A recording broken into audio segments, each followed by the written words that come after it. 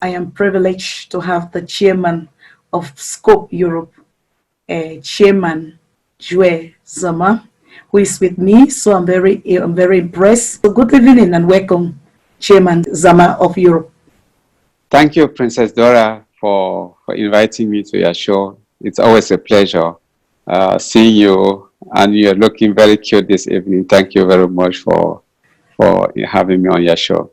Thank you so much, comrade. I'm very happy. And we all are aware of what happened. There was an event in the United Kingdom over the weekend. So I wish to ask you a simple question. What is the event? The event was a cultural event that was organized by the Southern Cameroons community in London for Southern Cameroonians to meet each other, and also, let's say, put cultural diplomacy in the limelight, just like we did 2 weeks ago in Germany, in Tübingen. So it was just in that light. Thank you so much. I'm very glad, and I'm glad to hear that we are putting something different, cultural diplomacy. So let me just ask you in a few words, what is cultural diplomacy? What does it contribute? What's the importance of cultural diplomacy to the Southern Cameroon's revolution? How will it facilitate the revolution? Thank you. Cultural diplomacy, just like we have different sort of diplomacy, is just using culture as a diplomatic tool to sell your country, sell your tourism, sell your culture, sell something different from the gunshots that we are reading and watching from ground zero. So it's barely letting people know that in addition to this carnage that La Republic is meting on us, we also have this culture that is really threatened at the moment. Threatened at the moment because you have villages, you have palaces, you have some of our great, very old artifacts that La Republic has put on fire. And it is our duty to protect and preserve this cultural identity that is very unique in Cameroon that we have. Thank you so much. This just goes to confirm what an archaeologist once told me in a museum in Brussels. He said most of the African man does not have a museum. It is something that is a far-fetched kind of a modernized kind of a setting. So most of us have our museum in our houses. So that is where all these artifacts, arts and craft and all those things are in our homes. And those are the things that we are losing as the carnage is being perpetrated throughout the Southern Cameroons. So that is something that you are making a powerful remark. So this event is a very important event. So I want to ask you the simple question. How does this event, the event itself, how does it contribute? In your opinion, you were there, you represented Scope, the Southern Cameroon's Congress of the People, in your capacity as the chairman of Scope Europe. So what do you think what is the contribution of this event to this revolution, in a few words? In a few words, a contribution to this, to our revolution, is that we had the participation of different frontline movements, stakeholders in our revolution that were present. And these frontline leaders with their representatives, they had some meetings that they talked about how they could unite their forces to see that we have a common front, and we have a common case to place at the negotiation tables when the time comes. Thank you so much. In fact, what you are saying is something that people have been crying for unity. People have been crying for collaboration. People have been crying for partnership. I think we are gradually moving towards a certain direction. That is what I will put it. So in your opinion, what is the relevance of Scope's participation in this event, given the fact that most members, or some members, let me not say most, some members of Scope showed some dissatisfaction in you going to the United Kingdom to meet with other members or other frontline leaders? What is the relevance? The relevance is, I'm sure the scopers who are not who are dissatisfied with my participation in this festival, if they know why Scope was created, and if they know the manifesto of Scope, they will be satisfied with my presence there, because in Scope we say, is the revolution first, you have Scope second, and then our personal interests, they come third or very far. So we put the revolution first, and that is why I went to the UK. Let me tell these friends, for example, I have demonstrated. I cannot count the number of cities and the number of demonstrations that I've demonstrated here in Germany and in Europe. I cannot count the number of, with both hands, that the number of parliamentarians that I have met and handed them petition.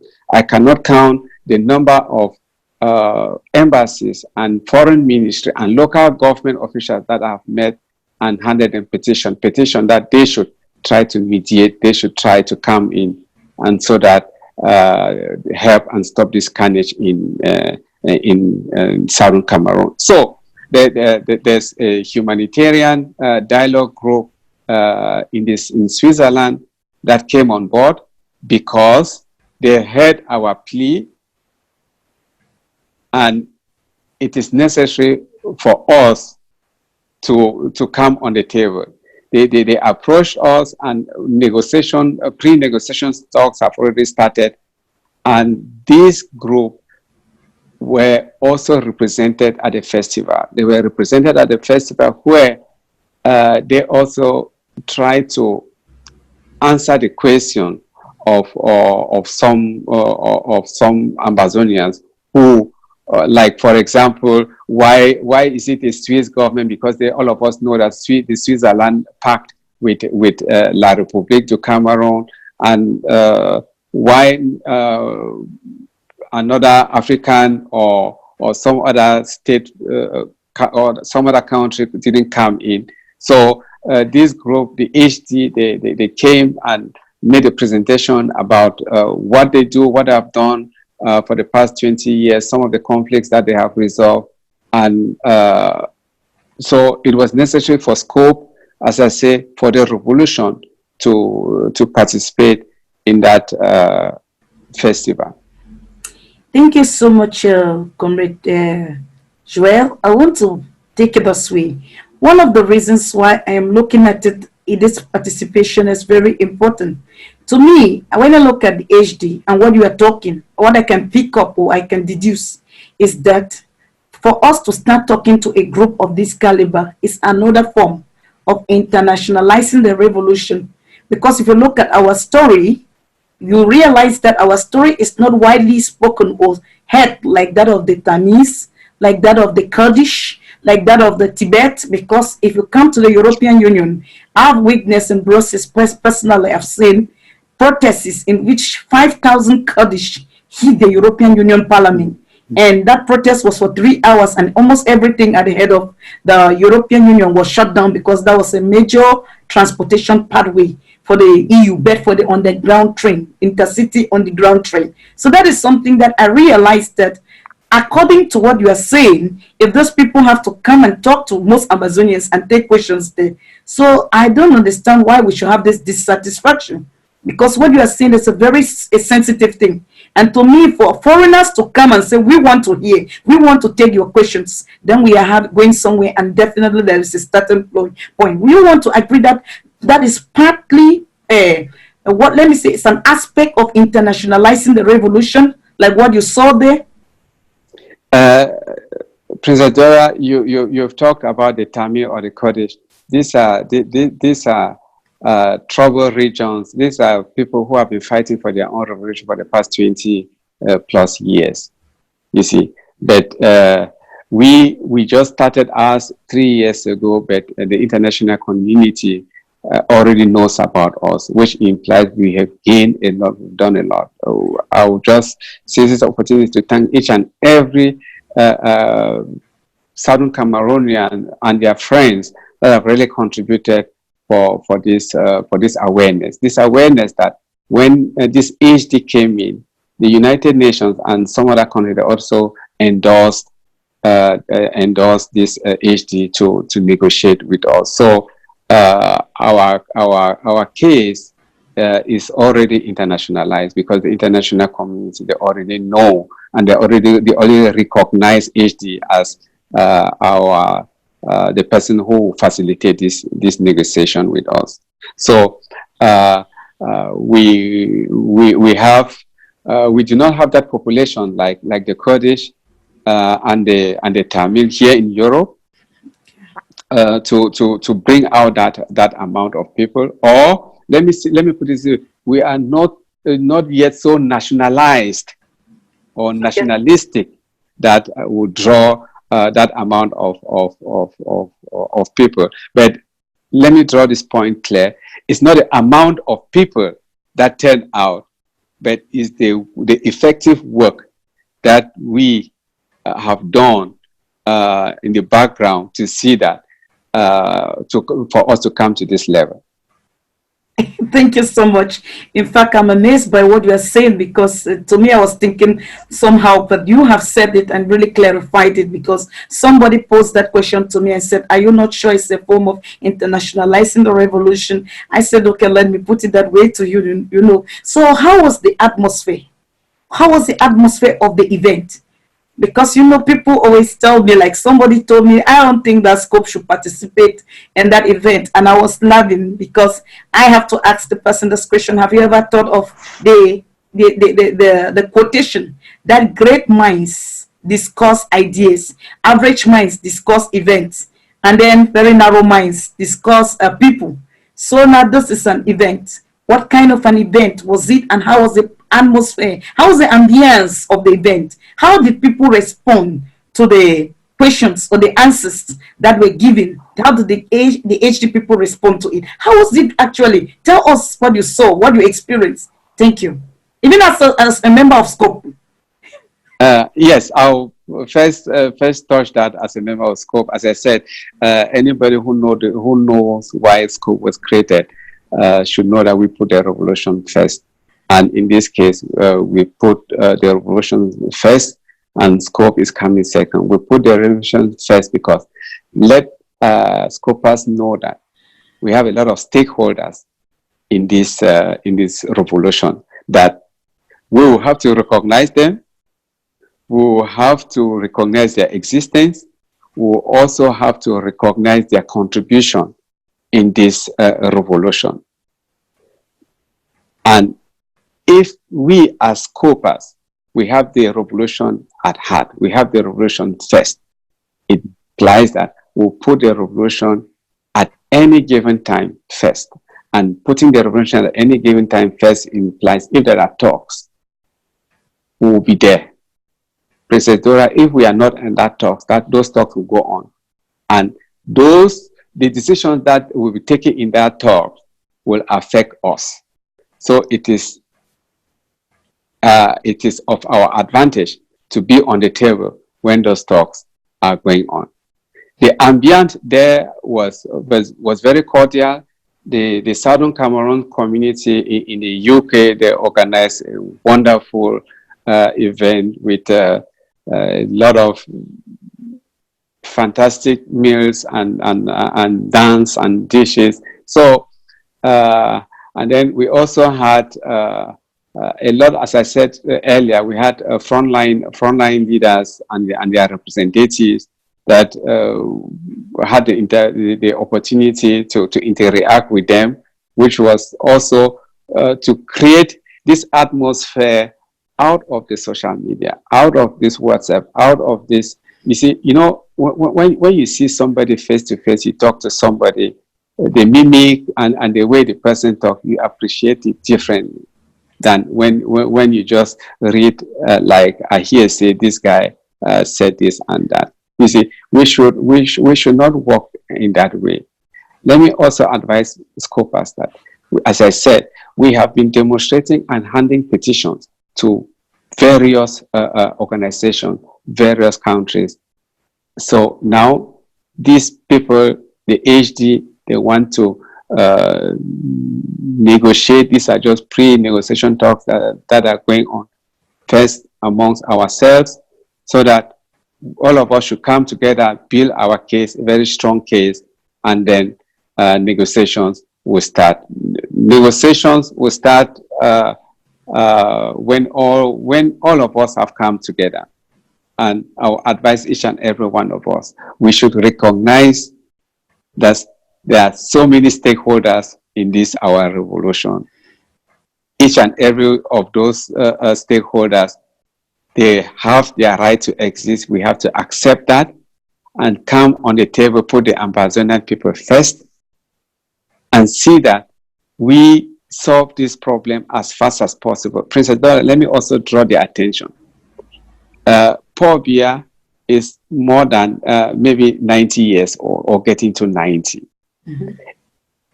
If these talks start, if the negotiations start when Paul Biya is still alive, the next person that comes in will not have any option than to continue the negotiation from where Paul Biya left. Okay. But if the negotiation talks do not start before Paul Biya dies, you hear, the next person that comes in will say, okay, negotiations talk have not yet started, so let the international community give him or her time to solve the problem. So it's another generation. So I'm begging and calling on all of us Southern Cameroonians to come on board, and let's sit and hasten this thing. Let the negotiations talk start. I would even prefer the negotiations talk start yesterday than today. Wow. Because every day that we lost, it's making our case worse. Princess Dora. Thank you. I hope I could answer the question. The way the answers really makes me think. Otherwise, we'll start thinking out of the box. What that case or that scenario will look like if they have not started this before Paul Biya dies, because all of us know his condition. Many of us are very fast at commenting on social media. Dictator Hitler, Adolf Hitler of Central Africa, the octogenarian diaper wearer, whatever. Yeah, we've forgotten that octo is 8, and in fact, it's even more than that, even nano, because it's nano now, it's 9, not 8, because this guy is quite too old. And also, this conspiracy was meted on us during the reign of the Queen of England. So she too is how old? Almost of the same age group. So these things need to move on when these two people are alive, because the Queen, we speak her language. She was part of it too. And then Paul Biya is there. But as for the president of France, by that time, I think was Pompidou. The president of France. Okay, yeah. So you see, these people, I don't even know if he's dead or alive, but something has to go on, because the earlier, the better. And then a lot of intervention can come to us from the people that they want to see, because this issue we are preaching now about school resumption, all of these things are interwoven. You are really talking a lot of things that makes me think fast, and how I wish Amazonians will see it that way, because it's a very important aspect. But I want to ask you, you have already started talking about the good lessons that you brought from the event. Like, we need to recognize other state actors. We need to understand that there are many stakeholders involved. So what other good lesson did you bring as the chairman of Sccop Europe? Whatever other lessons would you want to tell other scopers and the public as a whole? Yes, okay. And the public, one good message that I brought from the contact with the HD was that we have a very we have a very good legal case, legally perfect. We are also focused and we know what we want. We want the restoration of our statehood. So this is the take I have. It means it lies only on us to see that these negotiation talks, they start very fast. One other point was that the conflicts that the representative whom we met on Saturday said that most of the conflicts that they have that they treat, the people, they do not even know what they want, and they don't even have a legal case. You see, so we have everything on our side. Let's say forget at one point our ego that it's me and no other person. It's me, my group, and no other person. It doesn't function that way. As I said, Princess Dora, where I live here in Germany, 20 years ago, we had basically two parties. But at the moment, we have about 20, because you have from the mainstream parties, other parties that split. You see, and they are also sitting in the parliament. And these mainstream parties, they are also making coalition with the splitter parties, with the parties that split from them. So let's, as I said, let's realize and recognize the existence of each of these groups, each of these personalities, and really forget about our ego, put the Amazonian people in front, and let this negotiation start. This is imperative, that you cannot force everybody to come to the negotiation table. Those who are on the negotiation table, they will move forward with the negotiations. So if you are not on the negotiation table, the doors are still open for you to come in. And bear in mind, if you are not on the negotiation table, the decisions that will be taken there will be binding for 8 million Amazonians.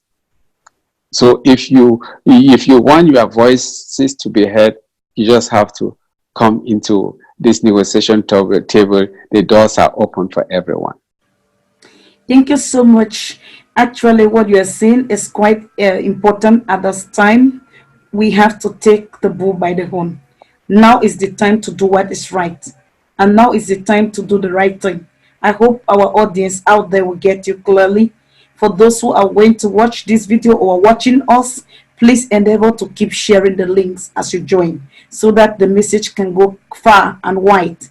Thank you so much. So I want to move over to this question.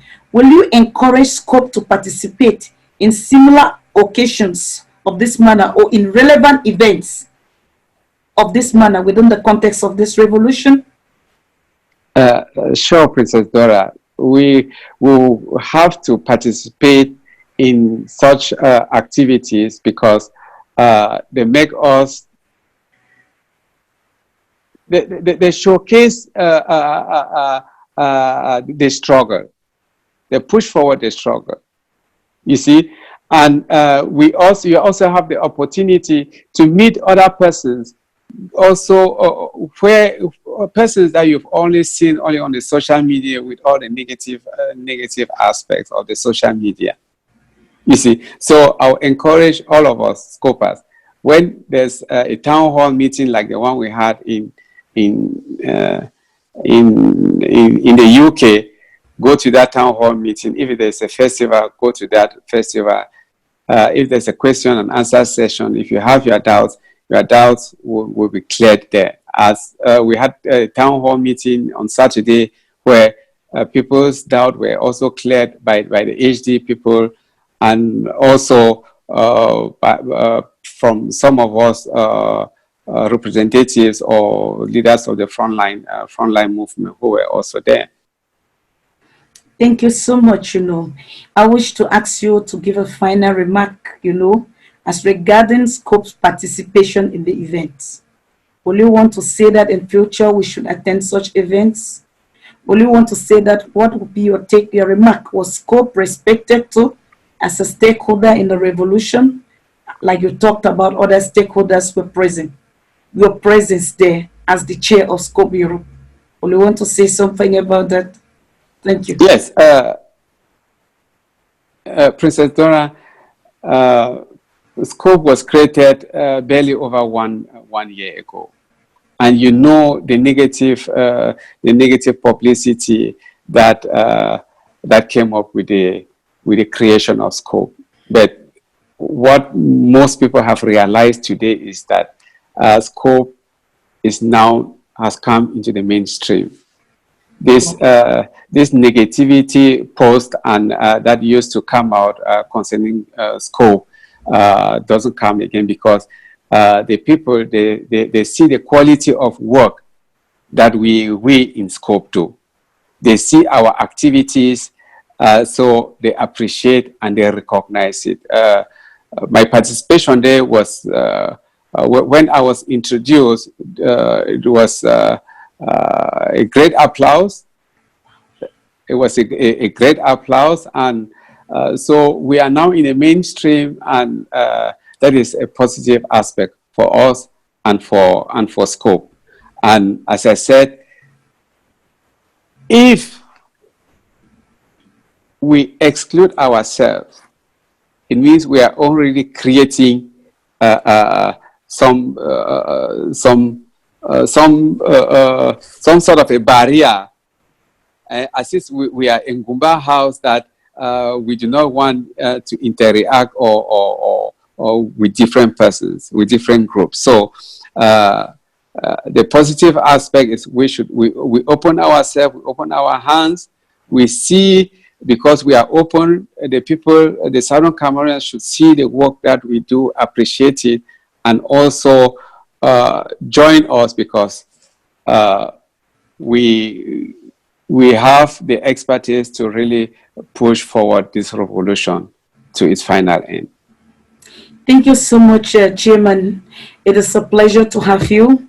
And thank you so much for the clarification with respect to you going in to the UK, the Southern Cameroons, honoring the Southern Cameroons UK Cultural Festival invite on behalf of Scope.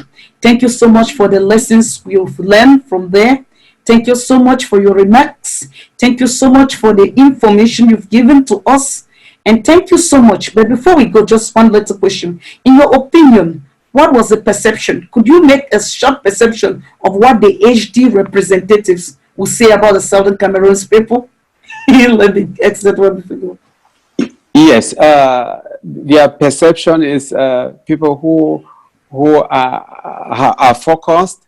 They know what they want, but they will have to talk to each other.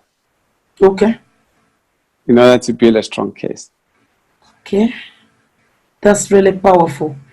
They know what they want, but they need to talk to each other. And talking to each other is the issue of unity.